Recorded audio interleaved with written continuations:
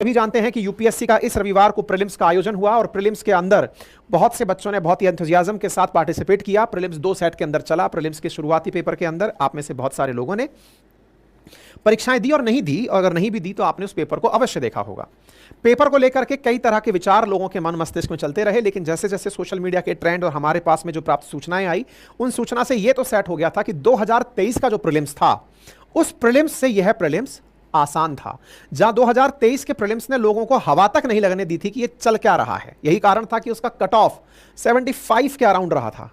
उसकी तुलना में यह पेपर आपको पढ़ी हुई चीजें दिखा रहा था। यही कारण है कि हमने इवनिंग में अपनी तरफ से आप लोगों के साथ अपनी भावनाएं साझा की थी और आपने बहुत से कमेंट्स में इस बात को एक्सेप्ट किया था कि हां, इस बार का पेपर पिछले बार के पेपर से भिन्न था और बहुत सी चीजें हमें पता चल रही थी। यही कारण है कि इस बार एक्सपेक्ट किया जा रहा है कि पिछली बार से ज्यादा कट ऑफ जाएगी।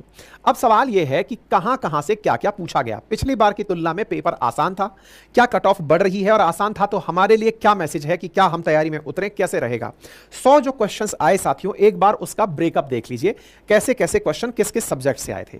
देखिए, इंडियन पॉलिटी से कुल मिलाकर 18 सवाल थे। अगर कैटेगरी वाइज कहा जाए तो ये इजी से मॉडरेट के बीच में थे। अगर आपने पढ़े हुए हैं, देखते ही पहली बार में चमक जाएंगे और थोड़ा फैक्ट और कंसेप्ट याद है तो आप इसे कर पाएंगे।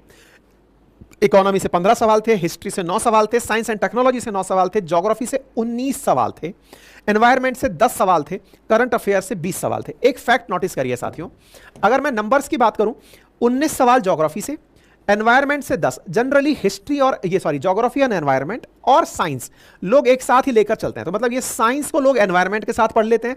हालांकि जो लोग ज्योग्राफी एज एन ऑप्शनल तैयार करते हैं, उनके लिए एनवायरमेंट पैरेलल ही तैयार हो जाती है। ये अपने आप में बहुत स्ट्रांग पोर्शन निकल करके आया। और ज्योग्राफी इटसेल्फ, जिसके बारे में मैं अक्सर आपसे कहता रहा हूं, क्योंकि हमारा जो ऑलरेडी फाउंडेशन बैच गया था उसमें भी मैंने अपनी तरफ से ये सारी चीजें तैयार करवाई थी, और फिर भी ये बहुत ही स्पष्ट परसेप्शन है कि ये एनसीईआरटी से आता है, और मैं आपको अभी प्रूव भी करूंगा इस चीज को। साथ ही साथ पॉलिटी के क्वेश्चंस हों, इकोनॉमी के क्वेश्चंस हों, हिस्ट्री के क्वेश्चंस हों, ये क्वेश्चंस जब आप पेपर का खुद से बैठकर अध्ययन करेंगे तो आपको ये समझ में आने लगेगा कि ये बहुत हद तक डुएबल था। आपने अगर पढ़ा है तो आपको हवा लग रही है कि हां, ये चीजें मेरी चर्चा में रही हैं। मैं आपको कुछ उदाहरण देता हूं। ये न्यूज बनकर के आई कि कुल कितने 54% के आसपास लोग पेपर के अंदर बैठे।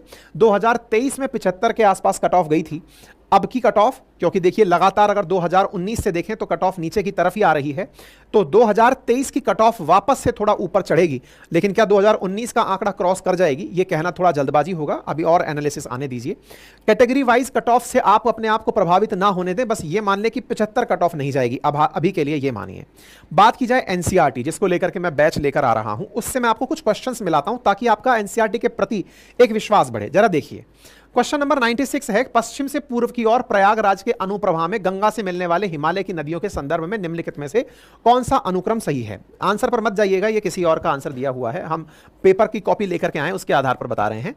क्वेश्चन गंगा के बारे में पूछा गया है। एनसीईआरटी में बाकायदा गंगा नदी के साथ में लगी हुई जो नदियां हैं, घाघरा, गंडक, कोसी, क्वेश्चन के अंदर पूछा गया है कौन से अनुक्रम में साझा करिए कि नदियां पश्चिम से पूर्व की तरफ, दिशाओं को उत्तर, दक्षिण, पूर्व, पश्चिम पढ़ते हैं, पश्चिम से पूर्व की तरफ नदियां आपसे पूछी गई हैं। तो आपके सामने यहां पर ये कंप्लीट मैप एनसीईआरटी के अंदर बकायदा दिखाया गया है। घाघरा, गंडक, कोसी, और ये सारी की सारी नदियां आपके सामने घाघरा, गंडक, कोसी लगा करके यहां पर पूछी गई हैं।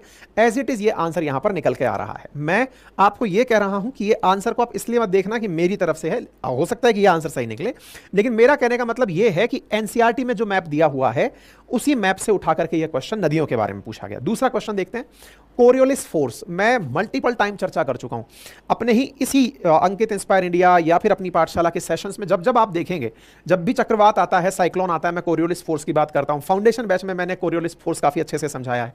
निम्नलिखित में से कौन सा कथन सही है। ये रहा कोरियोलिस बल,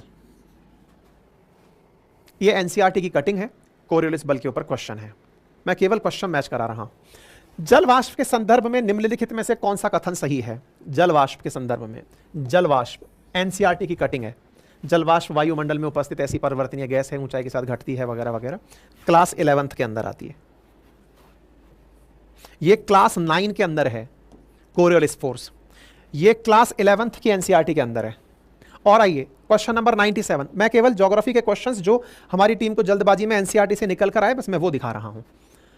चट्टानों के अपक्षय के कारणों में से एक कारण वर्षा है। वर्षा जल के घोल के कारण कार्बन डाइऑक्साइड विद्यमान होती है। वर्षा जल में वायुमंडलीय ऑक्सीजन की उपस्थिति होती है। उठाइए, यहां से उठा करके लीचिंग को उठाइए, कार्बन डाइऑक्साइड को उठाइए। वर्षा के कारण एकत्रित हो जाते हैं। चूना पत्थर विद्यमान कैल्शियम कार्बोनेट बाइकार्बोनेट लवण युक्त धार कार्बन मिलने से बनता है, घुलनशील होता है, जल में घोल के रूप में प्रवाहित होता है। भू आकृतिक प्रतीक प्रक्रियाएं एनसीईआरटी का पॉइंट है, पेपर से उठ करके आया है। भूमध्य रेखा पर क्षोभ मंडल की मोटाई ध्रुवों की तुलना में बहुत, ये अंग्रेजी में भी आता है, हम हिंदी में लेकर के आए, अंग्रेजी में भी पूरा की पूरा कंटेंट मिलता है। अपन जब पढ़ाएंगे तो हिंदी इंग्लिश दोनों में पढ़ाएंगे, ठीक है। क्वेश्चन है, आंसर है, भौतिक भूगोल के मूल सिद्धांत से उठा हुआ एनसीईआरटी का क्वेश्चन है। निम्नलिखित कथनों पर विवेचन कीजिए। पार्थिव विकिरण की तुलना में आगामी सौर विकिरण से वायुमंडल अधिक गर्म हो जाता है। उठा लीजिए, ये रहा पृथ्वी का ऊष्मा बजट, भौतिक भूगोल के मूल सिद्धांत के अंदर है। एक एक चीज एनसीईआरटी से है। प्रत्येक 21 जून को निम्नलिखित में से किस अक्षांश पर क्या क्या होता है? उठाइए, 21 जून एनसीईआरटी की टेबल में से है। कुछ कहिएगा। ये मैं केवल ज्योग्राफी लेके आया हूं, और जिन्होंने मुझसे फाउंडेशन बैच पढ़ा हुआ है वो सारे के सारे क्वेश्चंस निकाल के आए। ये तो फाउंडेशन बैच की बात है जिसमें मैंने एनसीईआरटी को लाइन टू लाइन मार्क नहीं करवाया। इस बार लाइन टू लाइन मार्क भी करवाया जाएगा। आपसे कहा जाएगा कि पढ़ो। हो सकता है 5 ही दिन आपसे क्लास लिवाई जाए, 2 दिन आपको पढ़ने का टास्क दिया जाए कि पढ़ के आओ। 2 दिन पढ़ोगे फिर डिस्कशन करेंगे। ये समय लेगा, ये बैच थोड़ा टाइम लेगा, लेकिन पढ़ो। देख लो, बच्चों ने हमें बहुत अच्छे रिप्लाई भी किए। जब हमने ये ट्वीट किया तो इसमें बच्चों ने साफ लिखा कि आपने जो पढ़ाया था रिसेंटली, जो आरएनए में भी पढ़ाया था, वो क्वेश्चंस, जब कोरियोलिस वगैरह चीज़ें देखते हो, करंट की चीज़ें देखते हो, तो आप यहाँ पर सीधा रिप्लाई आया। बच्चों ने हमें देखा, आरएनए जो आप जिस पर इशू डालते हैं उससे बहुत सारे प्रश्न मिले। आपके फाउंडेशन बैच से काफ़ी सारे क्वेश्चन थे, बच्चों ने यहाँ पर रिप्लाई भी किया है।